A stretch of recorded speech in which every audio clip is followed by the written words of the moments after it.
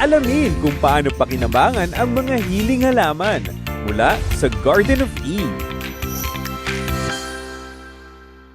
Happy healing morning po! Welcome sa aking garden dito sa Tagaytay.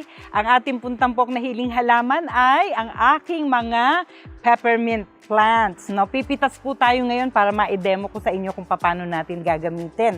Mga sariwang peppermint po ito.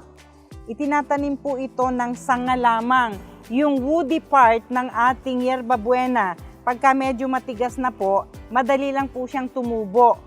Nung una po ay mga maliliit na paso ko lamang nabili ang mga yerba buena. Ngayon po naging gubat na sila, no? Sa bilis ng pagdami dahil ang tinataniman po nito ay loam soil. Maganda po magtanim sa loam soil.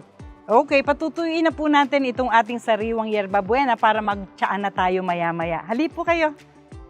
Ito na po, natuyo na ang ating hinarvest na dahon ng yerba buena o peppermint kanina.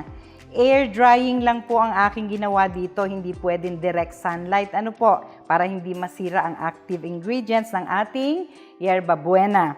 At ayan, nakapagsalang na rin po ako ng aking tsaa sa mainit na tubig gamit ang ating tea filter. Ayan, maganda po. Ilalagay lamang parang supot ng ating leaves para hindi kumalat dito sa ating iinuming tsaa, no?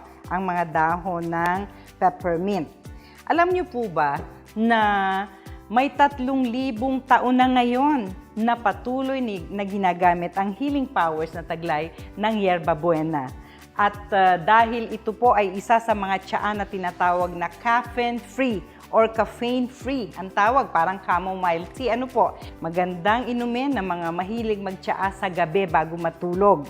Dahil meron po siyang taglay na muscle relaxant properties, kaya ang sarap ng tulog, mas mahimbing po. Also, kung may mga nararamdaman kayo sa tiyan, medyo bloated, kung ano man ang nakain nyo during the day, ilalabas din po ng ating peppermint tea. Hopefully, wala kayong katabi. Ano po? Dahil hindi maganda ang resulta sa katabi, alright? Anti-bloating properties po kasi ang nagdudulot niyan galing sa peppermint. At kung gusto niyo naman ng umaga ay may peppermint tea kayo, pwede rin po siyang morning tea dahil nagko-contribute siya sa mental clarity. Ano man po ang ating activities for the day, magandang meron tayong peppermint tea sa umaga pa lamang. Yung ating pagkilos, magiging aktibo, hindi po como walang caffeine na taglay. Ang peppermint tea ay para ka ng lulugo-lugo during the day. Hindi po. Pampasigla po siya ng katawan. Ganun po ang sinasabi sa mga reviews, no, ng mga mahilig uminom ng peppermint tea. At kung mapapansin po ninyo, paboritong-paborito ang yerba buena sa mga paggawa ng breath freshener. Mula sa chewing gum, andyan ang toothpaste, andyan din po ang mga mouthwash. Laging sangkap ang ating yerba buena.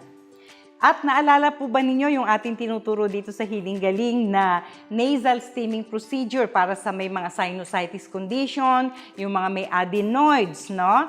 Ang atin pong yerba buena ay maaari yung isangkap dun sa boiled water. Doon sa container na pinaglalagyan natin, di ba, kailangan boiled po yung tubig nun.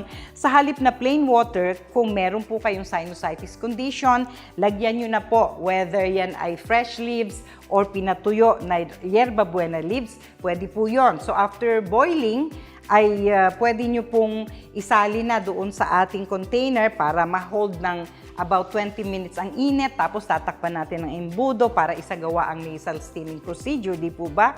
So, available ang napakaraming peppermint tea. Pag pumasyal po kayo sa mga garden, yung mga nagtitinda ng mga herbs, makakabili po kayo at murang-mura lang, no?